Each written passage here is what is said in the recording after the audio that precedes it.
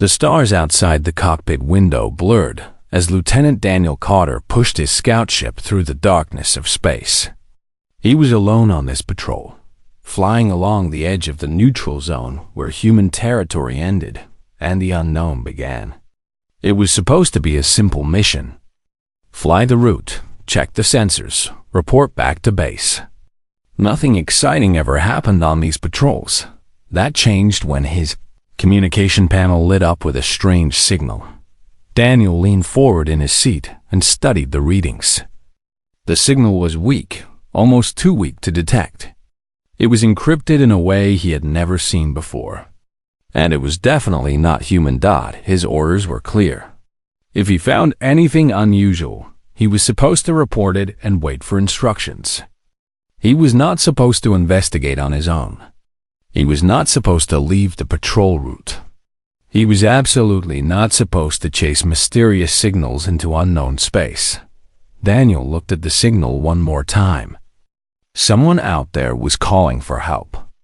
He could feel it in his gut. He turned his ship toward the signal and pushed the engines to full power.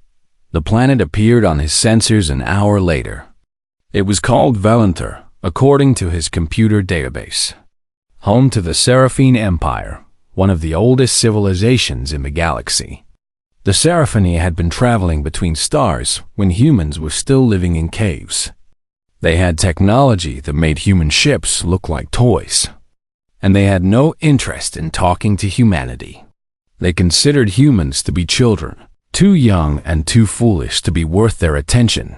Daniel had never seen a Seraphini in person. Very few humans had. The Empire kept to itself, hidden behind borders that no human ship had ever crossed. Until now, the distress signal was coming from the surface of the planet. Daniel knew he should turn back. He knew he was breaking a dozen laws and protocols. But the signal kept calling to him, pulling him forward like a rope tied around his chest. He entered the atmosphere. That was when everything went wrong. His ship shook violently as some kind of energy field surrounded it. Warning lights flashed across every panel. His engines died. His controls stopped responding. Daniel grabbed the manual steering and tried to pull the nose up, but it was like trying to arm wrestle a giant. The ship was falling, and there was nothing he could do to stop it. The ground came up fast. Daniel saw red sand and rocky mountains rushing toward him. He pulled on the controls one last time, managed to level the ship just a little, and then everything turned to fire and noise and pain. He woke up in the wreckage.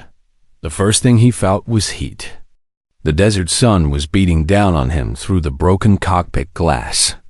The second thing he felt was pain. It was everywhere, in his arms and his chest and his head. He looked down and saw burns covering his forearms. He felt something wet on his side and found a piece of metal sticking out of his body. Daniel pulled the metal out.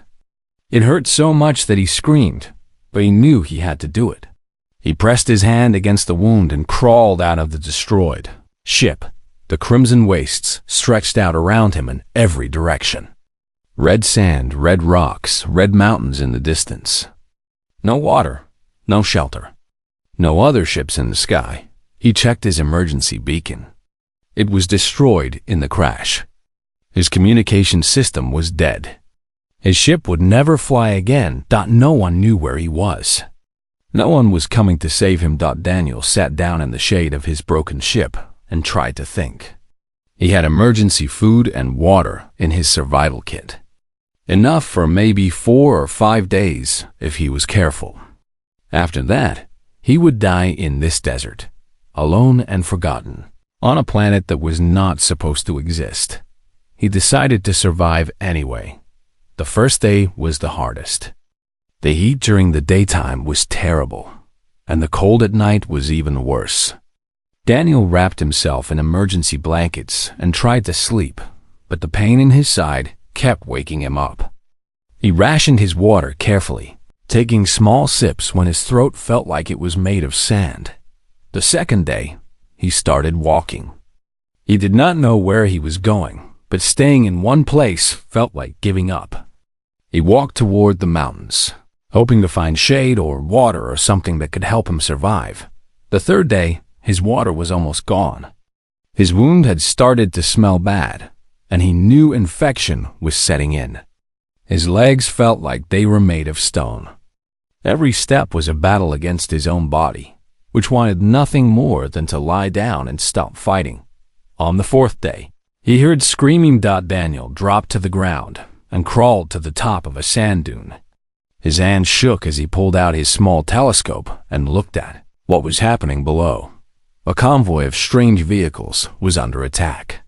The vehicles floated above the ground, decorated with gold and purple colors that shone in the sunlight.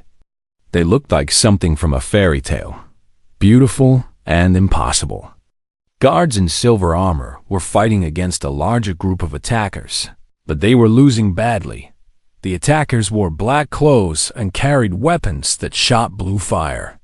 They moved with speed and violence, cutting down the guards one by one. Their laughter carried across the desert, cruel and happy. Daniel watched as the last guard fell. The attackers surrounded the largest vehicle in the center of the convoy. They broke open its doors and dragged someone out. It was a girl. She was tall and thin, with silver blue skin that seemed to glow in the sunlight. Her eyes were large and bright, like captured pieces of a star. She wore robes of deep purple with gold edges, and even from this distance, Daniel could see that she was important. Maybe royal, maybe a princess. She was also terrified. The attackers pushed her to the ground. One of them grabbed her hair and pulled her head back. Another raised his weapon toward her face. Daniel counted the enemies. There were at least 30 of them, maybe more. He counted his own resources. He had one pistol with 17 bullets left. He had burns on his arms and a wound in his side that was slowly killing him. He had not eaten a real meal in 4 days. The math was simple. There was no way he could win this fight. There was no way he could even survive it. The smart thing to do was stay hidden, wait for the attackers to leave, and then continue trying to find his own way to safety. The girl screamed again as one of the attackers hit her across the face. Daniel stood up and started running down the dune, his pistol in his hand. He did not think about the odds. He did not think about his wounds or his hunger or his fear. He only thought about one thing. That girl was going to die unless someone helped her, and he was the only one left who could. Daniel ran across the hot sand with his pistol raised. His body screamed at him to stop, to turn back, to hide. His wound was bleeding again. His legs were shaking, but he kept running because somewhere ahead of him, a girl was about to die. The attackers did not see him coming at first.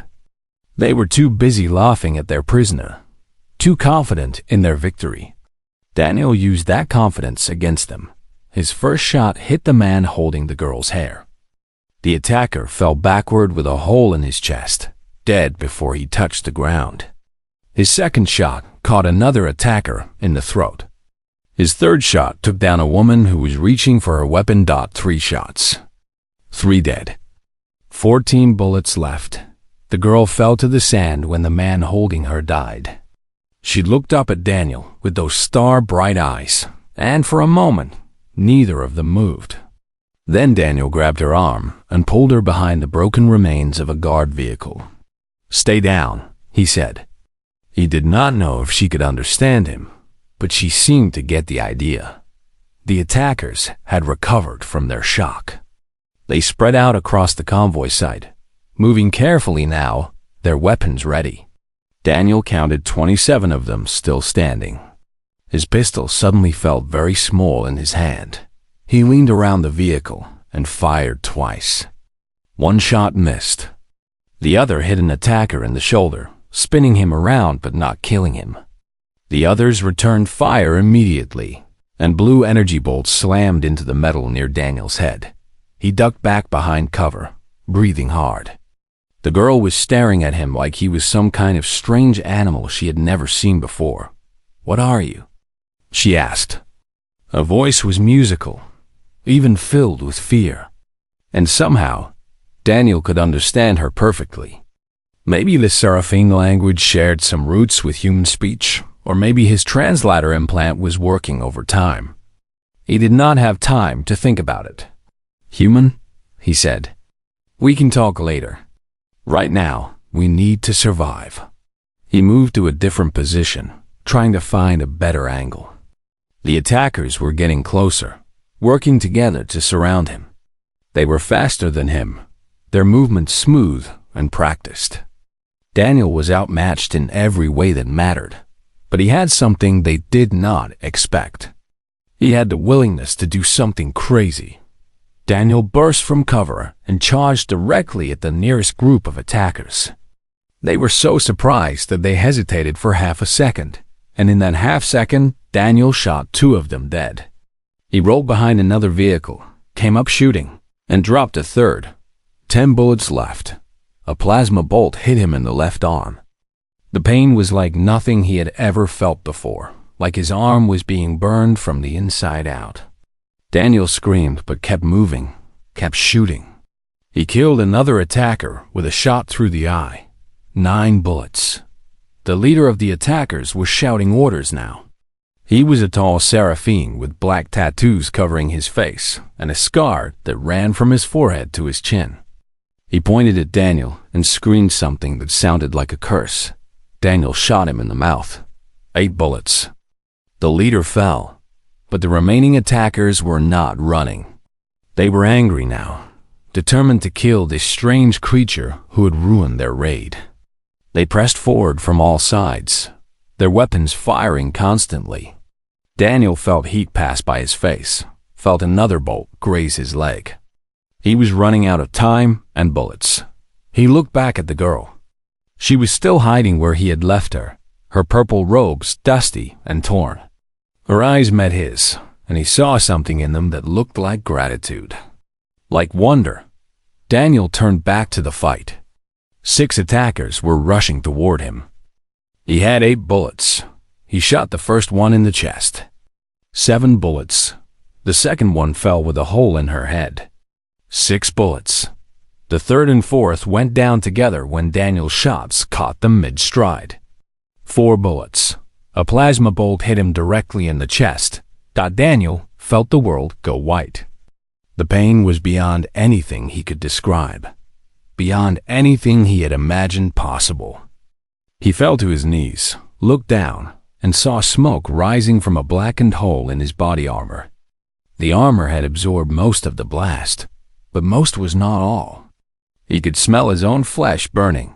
He raised his pistol anyway. 3 more shots. 3 more attackers fell. 1 bullet left. Daniel collapsed onto his side. His vision was going dark around the edges. His body had finally reached its limit. But there were still enemies standing, still threats to the girl he had promised to save.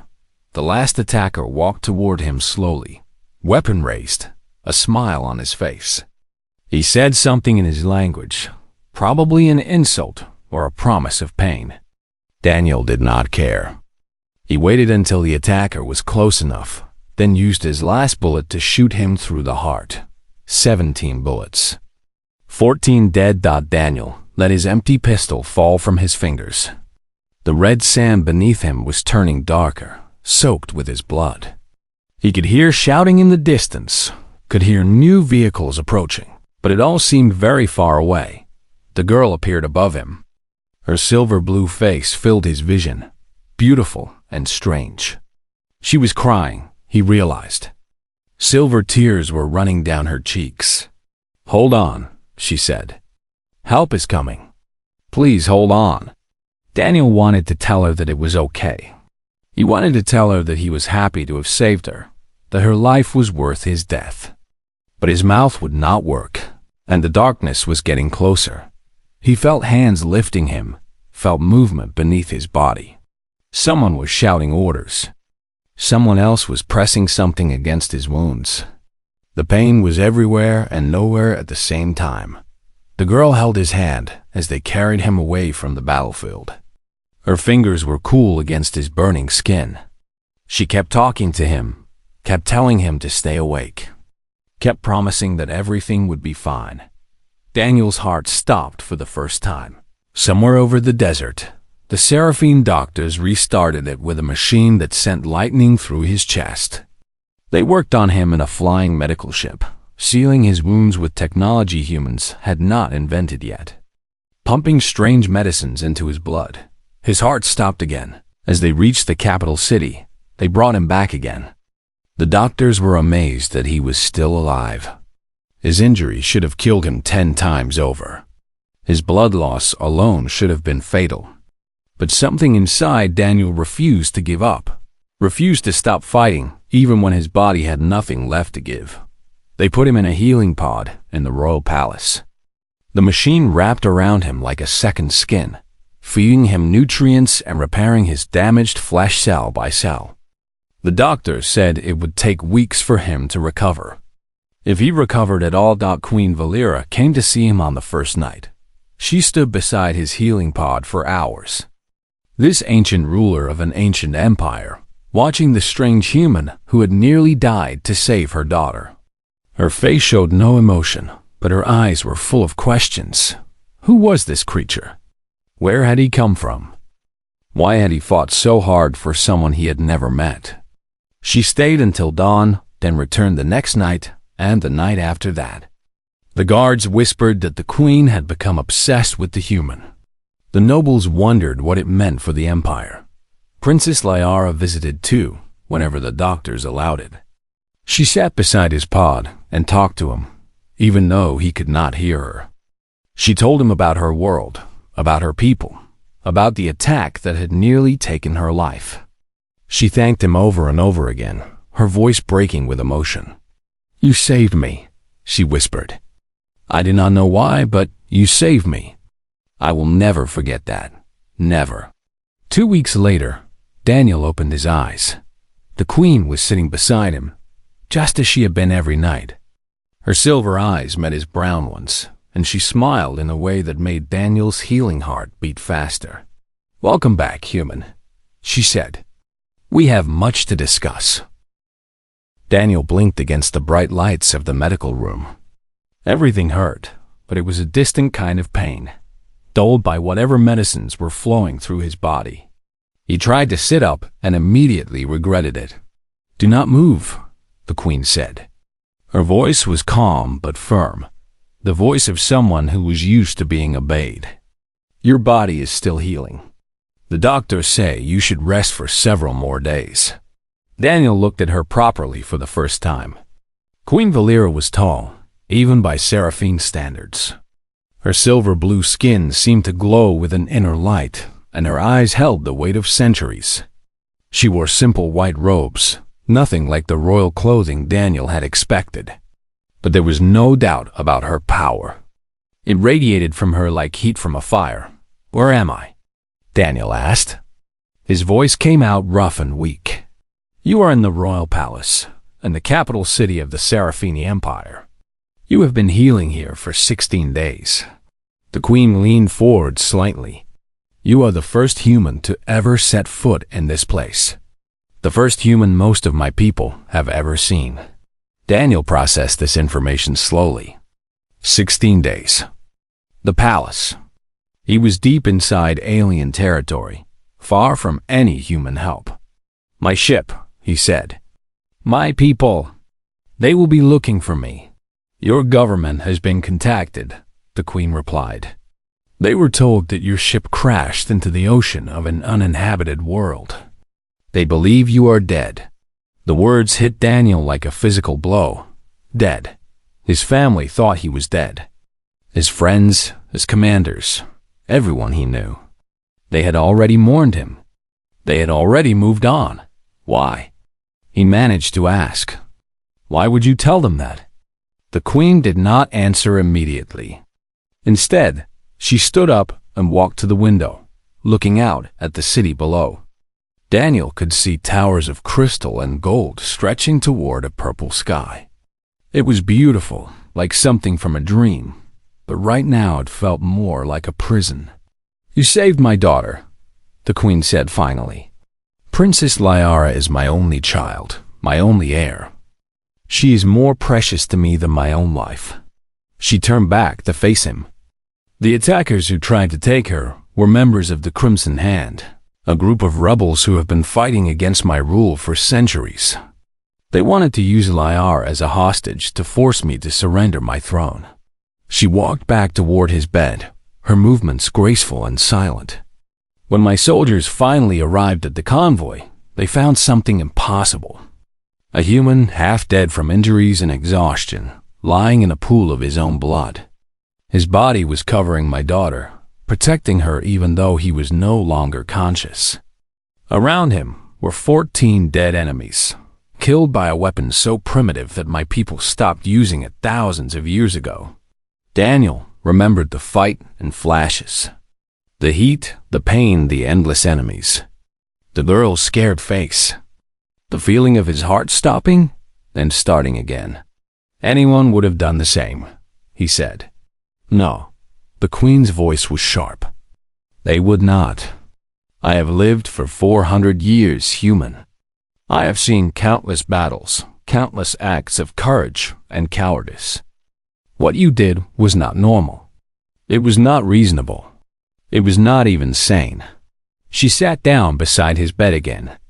My own guards hesitated when they saw how many enemies there were. My own soldiers arrived too late. But you, a stranger, dying and alone, did not hesitate for even one moment. You saw someone in danger, and you ran toward that danger without a thought for your own survival. She leaned closer, and Daniel saw something in her eyes that looked almost like hunger. Why? Daniel thought about the question. He had asked himself the same thing during those long days in the desert, during the fight, during the moments when his heart had stopped and everything had gone dark. Because she was scared, he said finally. And I could help. I saw someone who needed help, and I had the ability to give it. That was enough. The Queen stared at him for a long moment. Then she smiled, and Daniel felt a chill run down his spine. It was not an unfriendly smile, but it was the smile of someone who had just found something valuable, something she intended to keep. You will stay here, she announced. I am making you a permanent guest of the Seraphine Empire. You will be given quarters in the palace, a position in my court, and anything else you desire. In return, you will serve as proof that humanity is worthy of our attention. Daniel's heart started beating faster. Your Majesty, I appreciate the offer, but I have duties. I have a life. I cannot just disappear. You already have disappeared, the Queen reminded him. Your people believe you are dead. There is no life waiting for you to return to it. Then tell them the truth. Tell them I survived. Let me go home. The Queen shook her head slowly. That is not possible. Not yet. Perhaps not ever.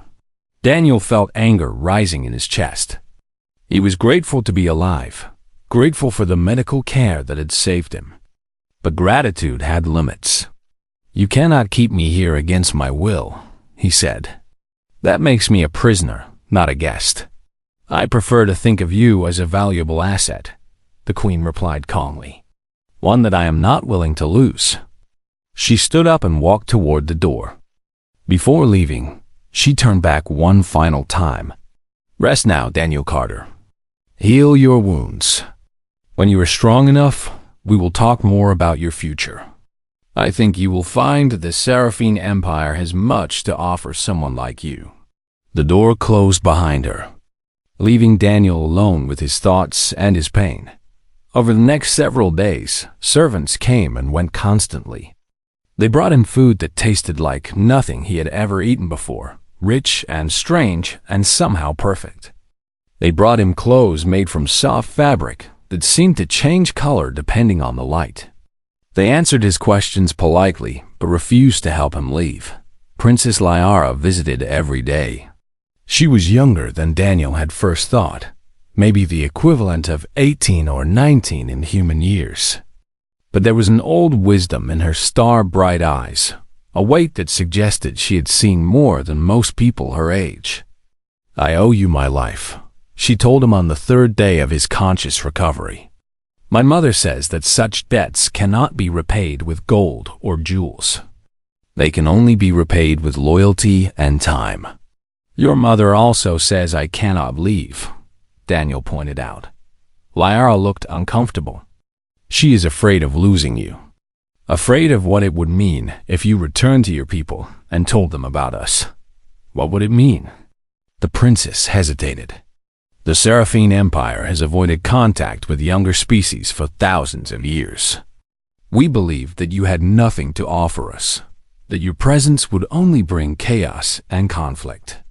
But you have shown that we were wrong. She met his eyes. You have shown that humans have something we have lost. What is that? Courage, Lyra said simply. Real courage. The willingness to die for a stranger. The ability to act without calculation, without weighing costs and benefits. My people used to have that quality, long ago. But we bred it out of ourselves over the centuries. We became too civilized, too careful, too afraid of death. She reached out and touched his hand gently. Her fingers were cool against his skin. My mother does not want to keep you as a prisoner, she said. She wants to keep you as an example. A living reminder of what passion looks like, what sacrifice looks like. She believes you can help us remember who we used to be. Daniel looked at the princess, at her earnest face and hopeful eyes. He thought about what she had said, about an entire civilization that had forgotten how to be brave. I am not a teacher, he said. I am not an example. I am just a man who did what needed to be done. Lyra smiled sadly. That is exactly why you are so important. You do not even realize how special you are. She left him alone with those words echoing in his mind. Daniel lay in his healing bed and stared at the alien ceiling above him. He was a prisoner in a golden cage, held by a queen who saw him as a prize. But somewhere in his heart, he was beginning to understand why she wanted him so badly. The question was whether he could find a way to turn that understanding into freedom. 3 months had passed since Daniel woke up in the healing pod. His wounds had healed completely, leaving only faint scars as reminders of his battle in the desert. The Seraphine doctors called it a miracle. They said his body should not have survived, that his recovery was impossible by every medical standard they knew. Daniel had stopped being surprised by the impossible. In this strange empire, impossible seemed to be the normal state of things. His quarters in the palace were larger than any home he had ever lived in. The rooms were filled with beautiful furniture, soft carpets, and windows that looked out over gardens filled with flowers that sang in the morning light. Servants attended to his every need, bringing food and drink before he even asked for them, keeping his rooms clean and comfortable. It should have been paradise. Instead, it felt like the most luxurious prison in the universe. Daniel spent his days exploring the parts of the palace he was allowed to visit.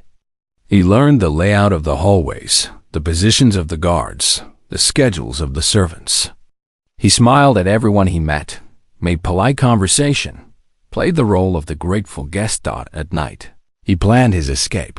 His first attempt came 6 weeks after he had fully recovered. He had noticed that the guards changed shifts at midnight, leaving a brief window when certain hallways were unprotected. He had memorized the route to the nearest spaceport, had even convinced a sympathetic servant to show him a map of the city. He made it 3 kilometers from the palace before they caught him. The guards were polite about it. They did not hurt him or threaten him. They simply surrounded him with their weapons drawn and escorted him back to his quarters. The next morning, the queen came to see him. You are disappointed, she said, sitting down in one of his comfortable chairs. You believe that our security was weaker than it is. Daniel did not bother to deny it. I had to try. Of course you did. The queen actually sounded pleased. That is exactly what I expected from you.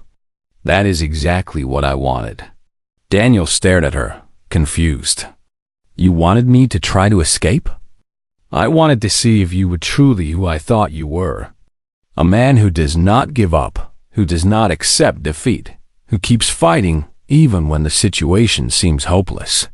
She smiled that ancient, knowing smile. "You have proven that you are. So what happens now? More guards? Smaller rooms? Chains?" The Queen laughed. It was the first time Daniel had heard her laugh, and the sound was surprisingly warm. "Nothing so dramatic. You will continue to live in comfort, continue to enjoy the hospitality of my court, but the security around you will be increased. For your own protection, of course." After that, Daniel's world became smaller. The areas he was allowed to visit were reduced. The servants who spoke to him were more carefully selected. He could feel eyes on him constantly, watching his every move. But he did not give up. His second escape attempt came 2 months later. He had befriended a merchant who delivered exotic foods to the palace kitchens. The merchant was not fond of the Queen or her government. He agreed to help Daniel escape in exchange for a future favor, to be determined when Daniel returned to human space. The plan was simple. Daniel would hide in one of the merchant's delivery containers, which would be loaded onto a cargo ship heading off-world.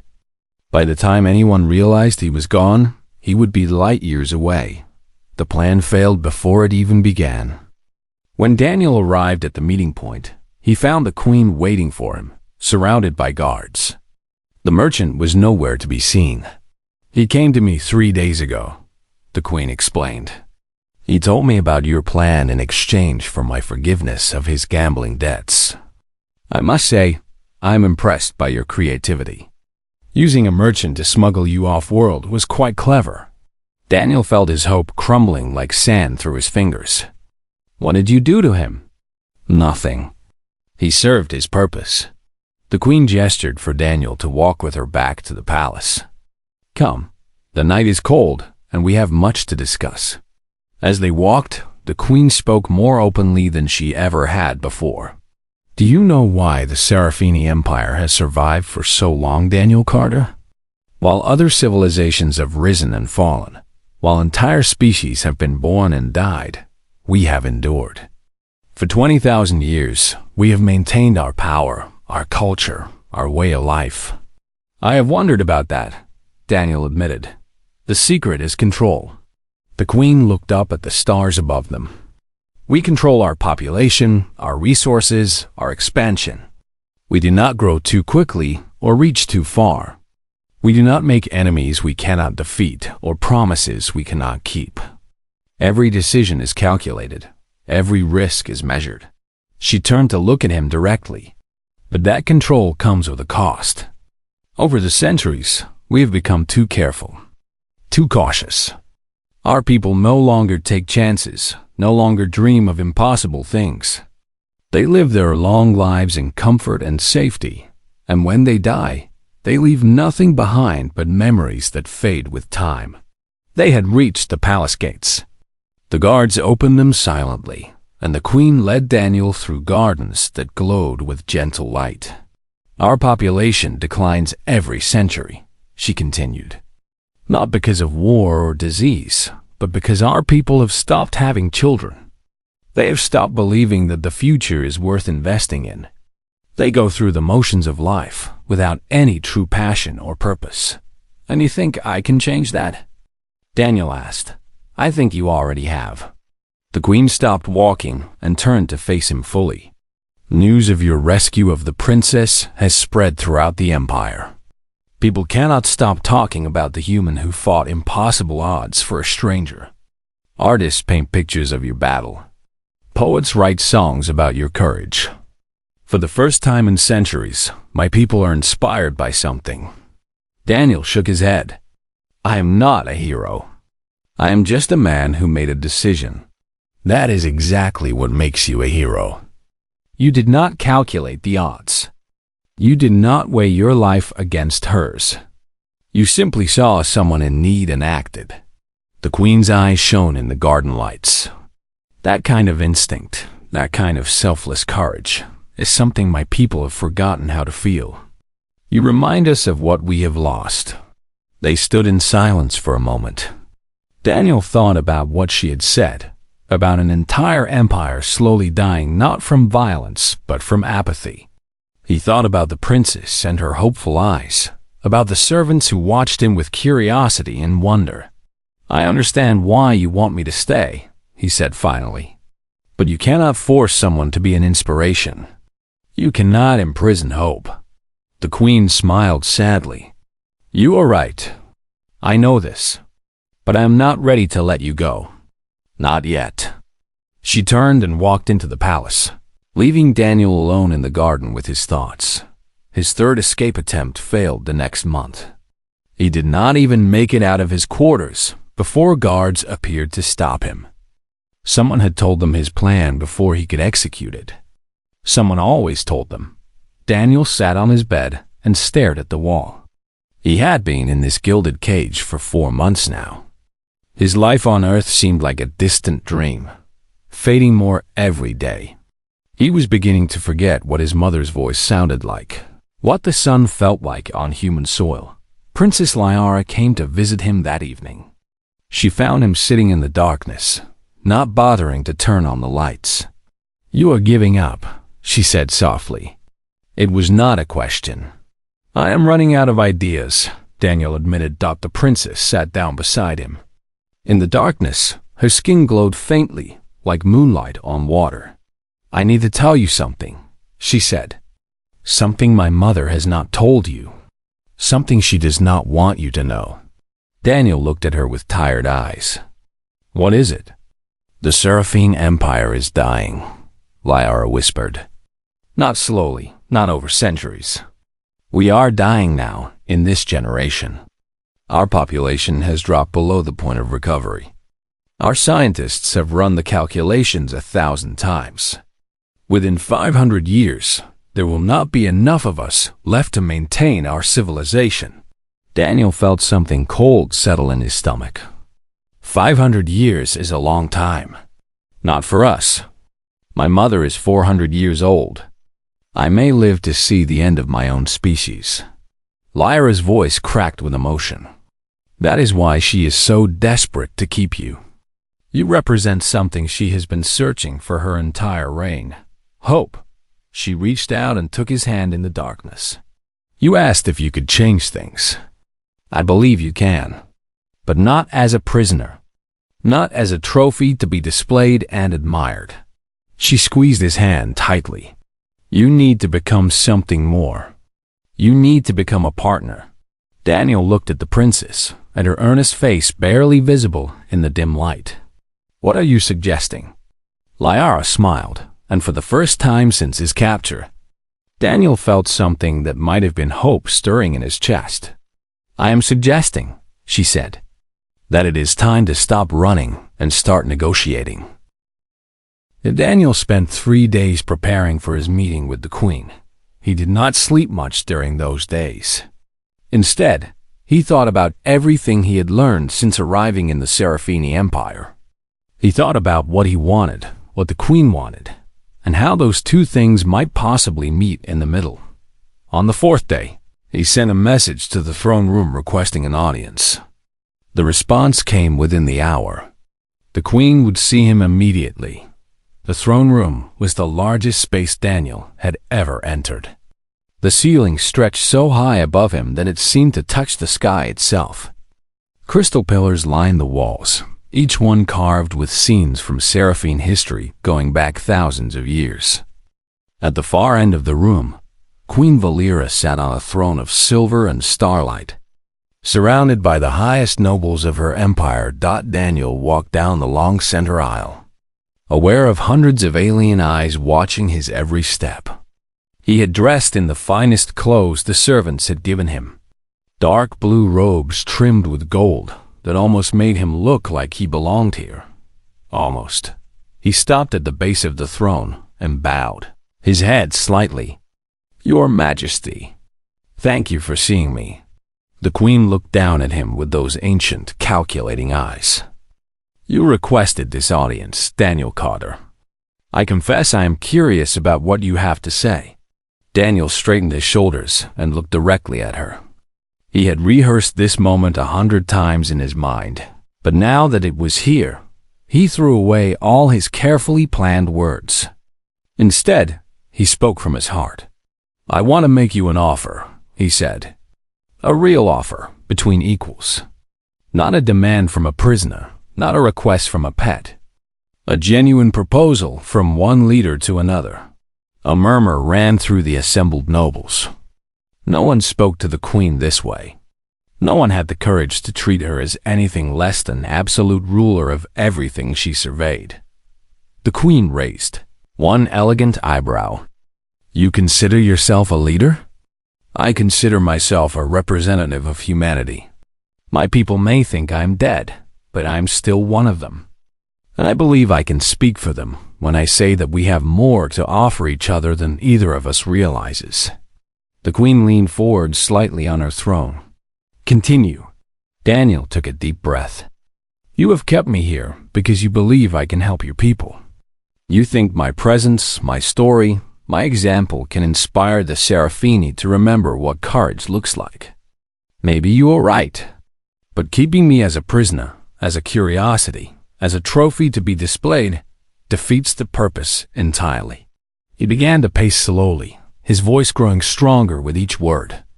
"The thing that makes humans special is not our technology. It is not our strength or our intelligence. It is our stubbornness, our refusal to accept situations that seem impossible to change. When we see something wrong, we fight to make it right, even when the odds are against us." He stopped pacing and turned to face the queen directly. "You cannot capture that quality in a cage. You cannot display it in a museum. The only way to truly share it with your people is to let it breathe, let it grow, let it interact with your civilization as an equal partner." The queen was silent for a long moment. The nobles around her shifted uncomfortably, uncertain how to react. "What exactly are you proposing?" she asked finally. Daniel smiled. This was the moment he had been building toward. "I will stay," he said. "Willingly. Not as a prisoner, not as a guest, but as an ambassador. I will serve as your bridge to humanity, the first formal connection between our species and history. I will teach your soldiers how to fight with passion again. I will show your scientists how humans approach problems. I will demonstrate to your people what it looks like to care about something enough to risk everything for it. And in return? In return, you let me go home. Not forever, not permanently, but regularly. Let me see my family, my friends, my world. Let me tell them that I am alive and that I have found something amazing among the stars." Daniel's voice softened. "Let me be a bridge instead of a trophy." He stepped closer to the throne, ignoring the guards who tensed at his approach. "You need to stop hiding from the galaxy. The Serafini Empire has been isolated for too long, and that isolation is killing you. Your people have forgotten how to dream because they have no one to dream with, no new ideas to challenge them, no fresh perspectives to shake them out of their comfortable decline." He looked around at the nobles, at their beautiful, perfect, emotionless faces.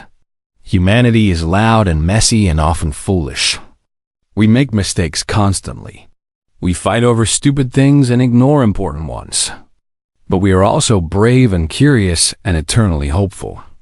We look at the impossible and ask why not instead of why." He turned back to the queen. "Let us help you remember what that feels like."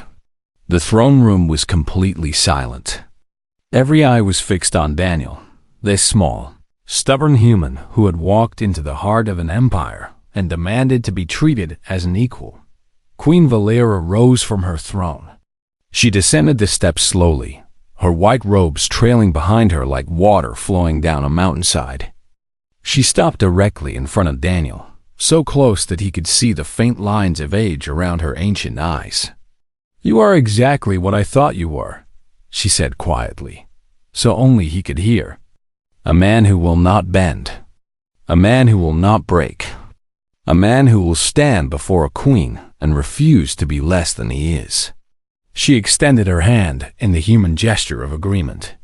Around them, the nobles gasped at the sight of their ruler offering such a casual greeting to an alien commoner. "We have a bargain, Daniel Carter. You will teach us how to live again, and we will give you the freedom you have earned." Daniel took her hand. Her grip was surprisingly strong, her skin surprisingly warm. "Thank you, Your Majesty." The Queen smiled, and this time there was genuine warmth in her expression. "Thank you, Ambassador Carter. I suspect you will be the most troublesome diplomat our empire has ever hosted." "I will try my best," Daniel promised. Behind him, he heard a soft laugh. He turned to see Princess Liara standing at the edge of the crowd, tears of joy running down her silver-blue cheeks. She had believed in him when he had almost stopped believing in himself. She had shown him the path when he could see nothing but walls. The next several weeks were a whirlwind of activity. Communications were established with Earth. Daniel's family was contacted and told that their son, their brother, their friend was alive and well. The news of first official contact with the Seraphine Empire spread across human space like wildfire. Daniel stood on a balcony overlooking the Crystal City, watching ships come and go from the spaceport. Some of those ships were human now, carrying diplomats and scientists and curious tourists. The isolation of the Seraphine Empire was ending, one small step at a time. Princess Liara joined him on the balcony. She stood beside him in comfortable silence, watching the sun set over her world. "Do you ever regret it?" she asked eventually. "Chasing that signal into our space? Crashing on our world?" Daniel thought about the question seriously. He thought about the pain he had endured, the fear he had felt, the months of captivity and frustration. He thought about everything he had lost and everything he had gained. "No," he said finally. "I saw someone who needed help, and I helped them. That led me here, to this moment, to this incredible opportunity. How could I regret that?" Liara smiled and leaned her head against his shoulder. "You humans really are strange creatures." "The strangest," Daniel agreed. "But I think that is exactly what your people need." Below them, the city was coming alive with lights. Music drifted up from the streets, new songs that blended seraphine melodies with human rhythms. Children played in the gardens, their laughter mixing with the singing of the flowers. The Seraphine Empire would never be the same. But for the first time in centuries, that change felt like a beginning instead of an end. Daniel had come to this world broken and dying, a stranger in a strange land. He had been held as a prisoner and displayed as a curiosity. But through it all, he had refused to accept defeat, refused to stop fighting for something better. That stubbornness, that eternal human refusal to give up, had changed everything. And standing on that balcony, watching two civilizations begin to grow together, Daniel realized that this was exactly where he was meant to be, not as a prisoner, not as a trophy, but as a bridge between worlds. And sometimes, that was the most important thing any person could be.